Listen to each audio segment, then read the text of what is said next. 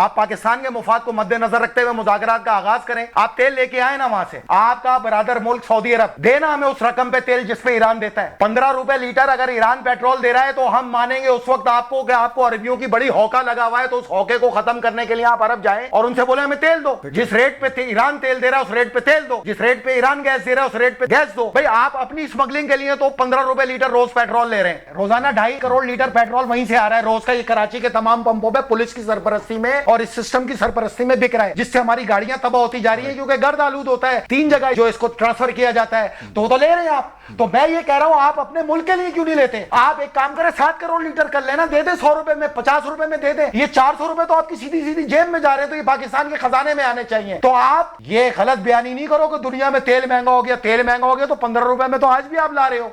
लेकिन मसला क्या है, अपनी जेबों में डाल रहे हो। ये चिड़िया पे आता है, ये कौवे पे रख के आता है, ये इन्हीं रस्तों से चल के हजारों टैंकर आते हैं। तो ये पाकिस्तान के लिए लिया तो मसला क्या है और इशू क्या है इसमें? भाई कराची वालों को या पाकिस्तान वालों को कितने रुपए का फायदा दिया स्मगलिंग के पेट्रोल से? ये ऐसा स्मगलिंग का रास्ता है जिसपे ना बीएलए हमला करती है ना तालिबान, क्योंकि ट्रांसपोर्टेशन ही वही करते हैं। सुना है किसी आज तक टैंकर के ऊपर कोई हमला हुआ हो तेल के? हजारों टैंकर आते हैं, उसमें कोई हमला नहीं होता। फौजियों पे हमला हो जाता है, अवाम पे हमला हो जाता है, शनाख्ती कार्ड देके बसों को मार दिया जाता है। तो जाओ उस वक्त अरब की वकालत करना जब तुम अरब से कुछ पाकिस्तान के लाने लायक बनो। आज तक अल्लाह वास्ते की उम्मा उम्मा उम्मा के टोपी ड्रामे हमने दफन कर दिए जमीन पे। हम मानते ही नहीं ऐसी उम्मा को जो पाकिस्तान के लिए मुफाद में ना हो। जाओ जिस रेट पे वो इंडिया को देता है उसी रेट पे लाके दिखा दो, फिर मानेंगे कि तुम्हारी कोई हैसियत और औकात है। बाकी हमें पाबंदियों के ये पहाड़े मत पड़ाओ, हम जानते हैं तुम्हारी औकात।